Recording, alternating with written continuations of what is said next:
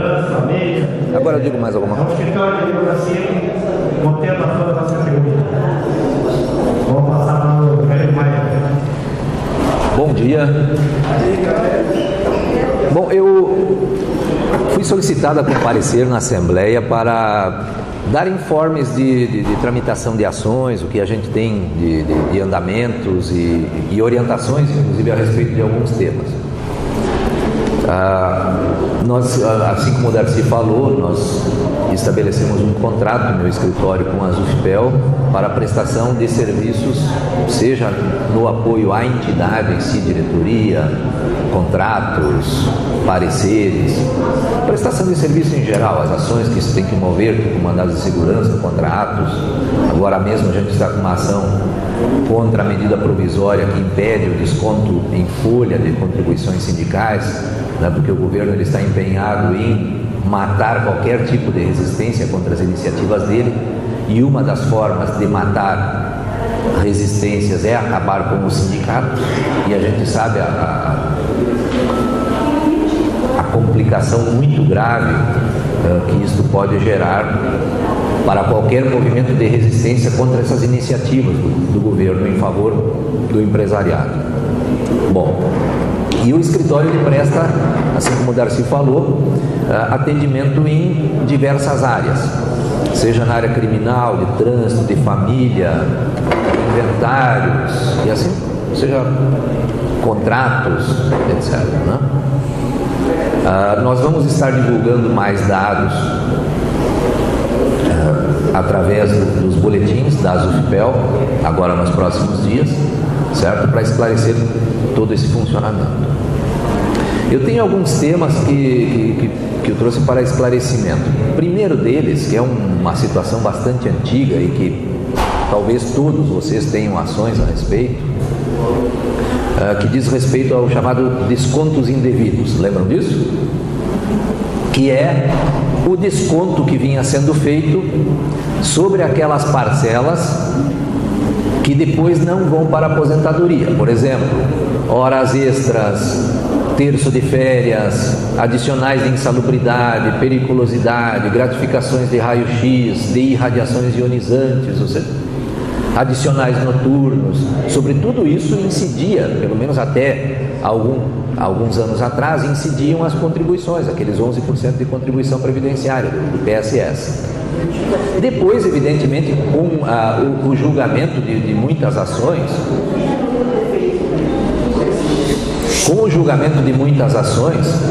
o próprio governo veio a rever essa situação e deixou de fazer a incidência dessas contribuições, principalmente a partir de 2012. Em dezembro de 2012, praticamente se retirou de todas essas parcelas das contribuições.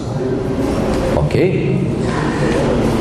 Finalmente, se não me falha a memória, dia 27 de outubro, o Supremo Tribunal Federal, no chamado tema 163, que trata dos tais descontos indevidos, encerrou o julgamento, ok? A nosso favor. O que falta agora para os processos, porque esses processos eles estão parados, vocês entraram com processos lá desde 2004, 2005 para cá, né? Há muito tempo, e esses processos, conforme iam chegando no que seria um recurso para o Supremo Tribunal Federal, paravam. E outros pararam, inclusive, antes, esperando essa definição. Agora mesmo nós temos processos que estão parados há 4 ou 5 anos, sendo marcado o julgamento no 2º grau, em Porto Alegre. Por quê? Justamente porque o Supremo decidiu, mas o que está faltando para aqueles processos que estão parados? A publicação do acórdão, certo? Que é a publicação da decisão, com os votos dos ministros, etc. e tal. Ok? Então, a decisão já foi tomada a nosso favor, agora, para retomar o andamento dos processos, falta essa publicação. A expectativa é de que para o mês de abril seja publicado o tal do acórdão, aí os processos vão continuar andando. Isso vale também porque depois, mais recentemente, o pessoal do Hospital Escola passou a fazer aqueles plantões hospitalares, pelo menos durante alguns anos, e também sobre Sobre esses adicionais, APHs, os servidores contribuíram com os 11%. Então, dentro dessa mesma lógica, como a própria lei que trata de APH diz que não gera qualquer benefício de aposentadoria, auxílio-doença, etc. e tal, também não poderia ter sofrido desconto, ok? Então, nessa mesma linha de raciocínio, vai ter a devolução dessas contribuições previdenciárias. Depois nós temos uma outra situação, que é a respeito do mandado de segurança coletivo e do tema insalubridade. Isso nós temos que dividir em dois assuntos, o tema dos adicionais de insalubridade e periculosidade, certo? Porque foi determinada a realização no ano passado de uma revisão de todos os servidores que recebem o pagamento para implantar no novo sistema, esse SIAP Saúde, ok? Como a estrutura da parte de segurança e medicina do trabalho é bastante precária, um quadro muito pequeno aqui na universidade, e nós temos muitas atividades insalubres de laboratórios, clínicas, hospitais, postos de saúde, ou seja, quem trabalha com reagentes químicos, etc. Nós temos muitas atividades, mesmo atividades de campo e assim por diante, que envolvem o pagamento desses chamados adicionais ocupacionais, ou seja, situações que gerem risco ou dano à saúde do trabalhador. Obviamente, então, não conseguiram concluir essa análise e, diferente do que foi feito, até falei numa outra assembleia lá no AMBRO outro dia, diferente do que outras universidades fizeram, que foi migrar do jeito que estava para o novo sistema, aqui optaram por migrar só quem tivesse um novo laudo, ok? E aí o que foi? A toque de caixa no hospital escola fizeram os tais novos laudos, com uma série de constrangimentos, né, de formulários pré-preenchidos, né, ou seja, uma série de situações que agora evidentemente tem que ser revistas. Então o que o pessoal está fazendo lá do hospital escola? Isso vai passar a acontecer nos outros setores, porque a ordem na verdade é reduzir ou cortar os adicionais, certo? É reduzir folha de pagamento. Isso já tinha acontecido antes com o pessoal, só para continuar usando o exemplo lá do hospital escola, que é onde tem o maior número de servidores com esses adicionais ocupacionais. Isso já havia acontecido um ano antes com o pessoal da EBSER, certo? Onde também cortaram todos os adicionais em grau máximo e reduziram eles para grau médio ou até tiraram o adicional. E aí o pessoal evidentemente procurou, ali não é caso de Justiça Federal, e sim através da Justiça do Trabalho, nós passamos a mover ações para que eles recuperassem o reconhecimento do adicional em grau máximo, certo? E em todas as ações foram realizados laudos lá por peritos da Justiça do Trabalho e foi reconhecido o grau máximo, ou seja, mandando retomar aquilo que já estava colocado. Da mesma forma, agora, quem teve reduzido o percentual, vamos ter que buscar o judiciário. Ok? Alguns servidores estão protegidos por decisões anteriores, porque anos atrás, ali, 2010, 2009, 2008, nós tivemos uma série de ações buscando o reconhecimento do grau máximo, e alguns obtiveram ali o reconhecimento, mas outros que ingressaram com ações depois de 2010, era só discutindo os atrasados. Por quê? Porque a universidade já havia posto em fevereiro de 2010 em folha de pagamento, de forma administrativa, o adicional em grau máximo. Então ali evidentemente as pessoas não têm uma sentença protegendo elas, porque na verdade só estava cobrando valores atrasados. Então essas situações têm que ser analisadas servidor a servidor, ok? Quem está nessa situação deve entrar em contato lá com o meu escritório, agendar um horário, pode ser até uma pessoa representando um setor ou coisa assim, leva o nome dos colegas, a gente analisa e conforme for o caso, e é o caso da maioria das pessoas, tem que ingressar com uma nova ação, ok? Outra situação, que é a do mandado de segurança coletivo, certo? Por causa dessa... Quem não havia sido migrado para o novo sistema, do SIAP Saúde, teve cortado o pagamento, certo? Teve cortado o pagamento. Nós ingressamos com mandado de segurança coletivo para que não houvesse esse corte do pagamento. Infelizmente não foi cumprido. Houve a promessa de que seria cumprido retroativamente agora nessa folha de fevereiro, que foi paga início de março. De novo não foi. Aí nós insistimos com folha suplementar, a universidade fez uma justificativa de que por determinação do Ministério do Planejamento não poderia emitir folha suplementar e assim por diante. Então agora o que eu estou pedindo? Que enquanto não houver o cumprimento seja fixada uma multa diária em favor de cada servidor prejudicado com essa ausência, porque no fundo o que nós temos? Nós temos um descumprimento de uma decisão judicial e a universidade está intimada dessa decisão há mais de um mês. E sempre fica aquele jogo de empurra. Mas agora a universidade não detém mais o controle sobre a folha de pagamento, é o Ministério da Educação que tem que dialogar com o Ministério do Planejamento e assim por diante. E nesse jogo de empurra, o que acontece? Vocês não recebem o adicional que deveriam receber e a decisão judicial simplesmente é descumprida. Então, por isso o pedido de o juiz fixar uma multa. Enquanto não for cumprido, multa diária a cada dia que se passe um determinado valor que ele vai arbitrar lá. Tá? Deixa-me.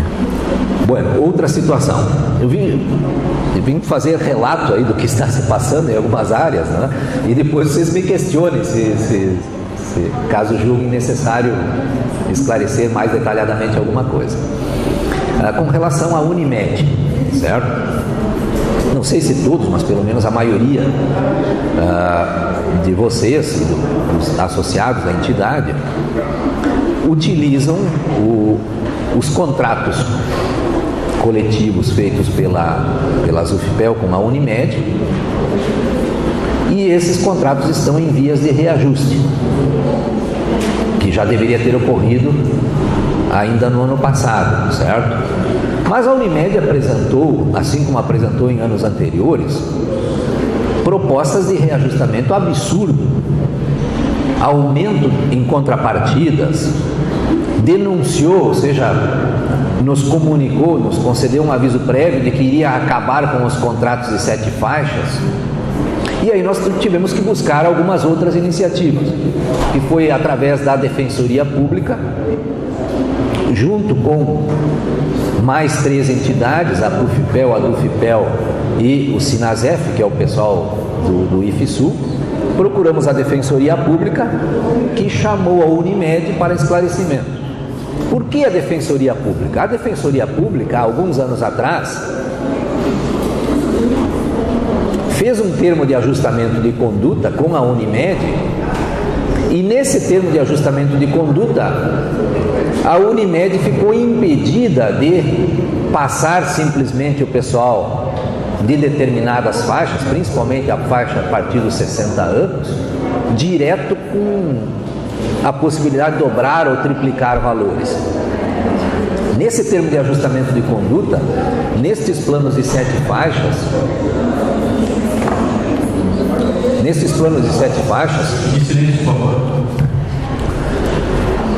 ficou acertado com a Defensoria Pública que a Unimed no máximo iria fazer um reajuste de 40% na mudança de uma faixa para outra. E como ela não quer mais se submeter a esse termo de ajustamento de conduta, ao invés de ir negociar com a Defensoria Pública alguma saída, ou até propor uma ação judicial para desconstituir esse termo de ajustamento de conduta, ela simplesmente optou por dar uma curva na Defensoria e comunicar às entidades, algumas que nem estavam em processo de negociação, que é o caso da DUFPEL e do SINASEF, de que estão extintos os contratos de 7 faixas.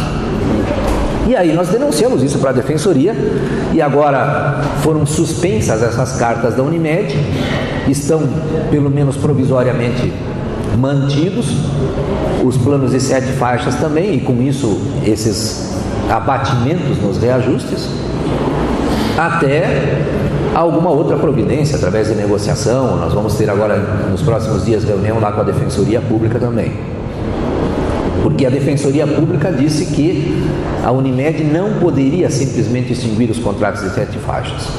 A Unimed alegou que, com base na lei tal, na portaria tal, na instrução normativa tal, se criaram fatos novos que tornavam impossíveis a manutenção desses contratos.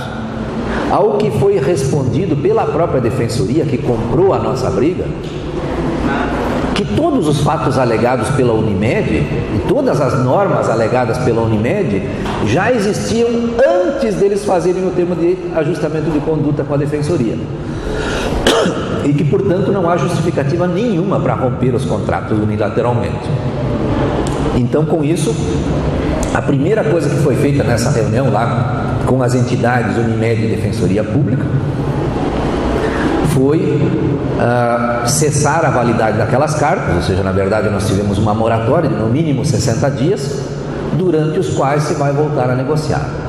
E certamente, isso já foi dito pela Defensoria, que caso a Unimed insista em manter essa quebra desses contratos, que a Defensoria vai ingressar com ações judiciais para responsabilizar a Unimed, porque não há justificativa nenhuma para essa quebra dos contratos.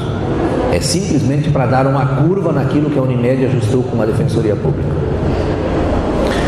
Uma outra situação é que nós já estamos, eu não recordo agora ali quando, nós estamos com 3 meses já em aberto sem reajuste, né?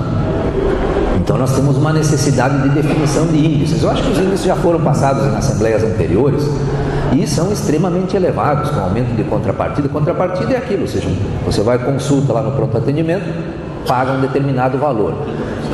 Vai ser internado, paga por internação. Faz um exame de laboratório, paga tal. Vai no médico, paga um tanto por consulta, certo? Que é uma forma, na verdade, que eles estão criando de continuar a receber a mensalidade e desestimular os beneficiários dos planos de procurar o atendimento de saúde. Na prática é isso, ou seja, eu vou continuar recebendo o mesmo e vou criar um mecanismo que o sujeito pense 2 vezes antes de procurar um atendimento de saúde. Ou seja, na verdade, embora a gente saiba que esses planos de saúde convertem de fato a saúde em mercadoria, certo? Mas é um exagero, ou seja, aí se converte tudo em mercadoria, certo?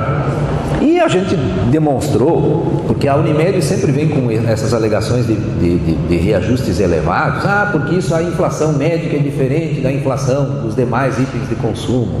De fato, a gente sabe que com o avanço de tecnologias, etc. e tal, o custo se eleva bastante nos tratamentos de saúde e os planos de saúde têm que manter esses atendimentos. Mas não se justifica porque a Unimed ela não tem prejuízo conosco. Ao contrário, o que eles têm? Eles têm uma previsão de arrecadação, digamos lá, de 1 milhão, e gastam conosco 800 e poucos mil. Eles queriam gastar só 800 mil, é essa lógica, ou seja, 80% do que é arrecadado.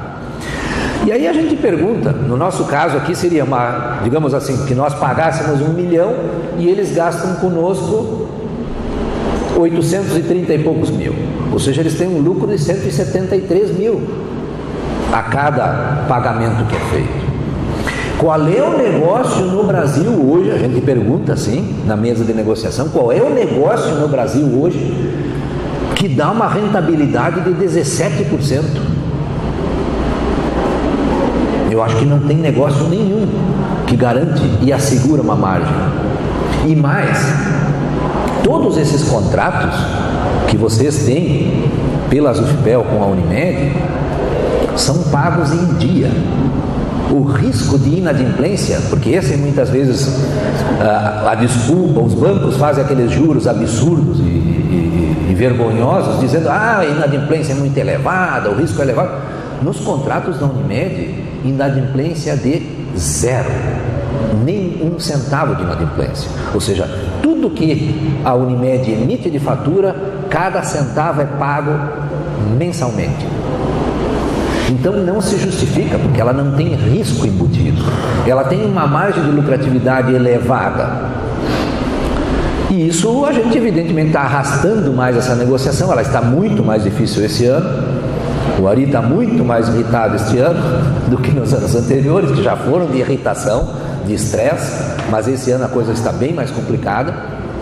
Por isso nós resolvemos reunir todas as entidades, embora algumas não estejam no processo de negociação agora, para que a gente demonstre força, seja na junção das entidades, seja chamando a Defensoria Pública, para colocar a Unimed numa forma, digamos assim, a pensar, olha, está indo demais a coisa, né? E, evidentemente, nós estamos, seja através da Defensoria ou através das próprias entidades, colocando a Unimed em xeque no sentido, olha, o que nós podemos fazer com esses absurdos que vocês estão propondo, nós podemos judicializar esses contratos todos. Vamos pedir auditorias, vamos pedir perícias, e aí vocês vão ver quando é que vocês vão enxergar um reajuste de novo.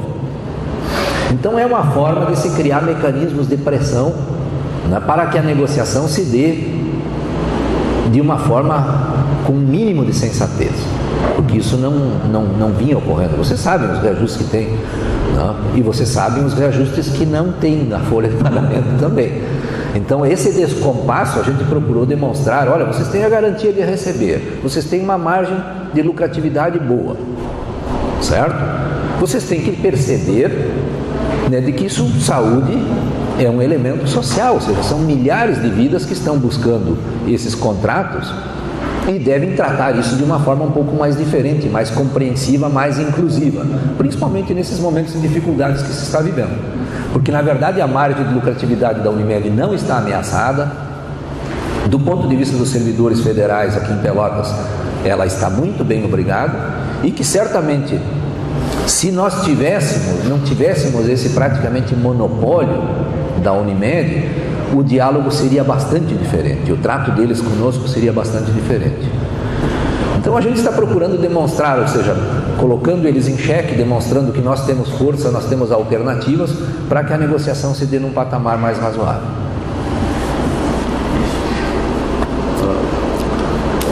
Então, pessoal, queria abrir então para se alguém tem alguma pergunta a fazer por aí, a respeito da Unimed, está aberto para perguntas.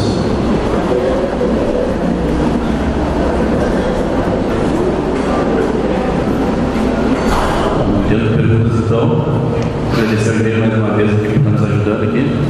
Valeu.